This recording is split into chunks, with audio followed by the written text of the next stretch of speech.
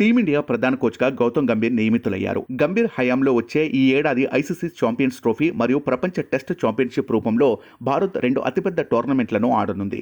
కోచ్గా గంభీర్కు ఈ 2 టోర్నమెంట్లు సవాల్ అని చెప్పాలి. టీమిండియాకు గతంలో Rahul Dravid, Gary Kirsten, Duncan Fletcher వంటి ప్రశాంతమైన వ్యక్తులు కోచ్లుగా సేవలందించారు. ఇప్పుడు పరిస్థితి మారింది. భారత్కు వచ్చింది అంత సున్నితమైన వ్యక్తి అయితే కాదు.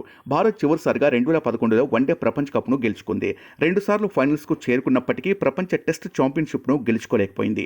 అయితే గంభీర్ రోహిత్ కెప్టెన్సీకి అభిమాని కూడా. కాబట్టి కెప్టెన్ కోచ్ రిలేషన్షిప్ చాలా సాఫీగా ఉంటుందని ఆశించవచ్చు.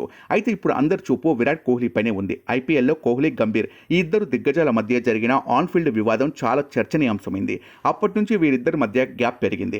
అయితే లాస్ట్ ఎడిషన్ ఐపీఎల్లో మళ్ళీ ఇద్దరు కలుసుకున్నారు. ఒకరినొకరు పలకరించుకొని హక్ చేసుకున్నారు. ఇది చూడ్డానికి ఫ్యాన్స్కు 2 కళ్ళు చాలలేదు. స్టార్ ప్లేయర్లో ఆధిపత్యం చెలాయించే నేటి క్రికెట్లో గంభీర్ ముక్కుసూటిగా మాట్లాడేవాడు.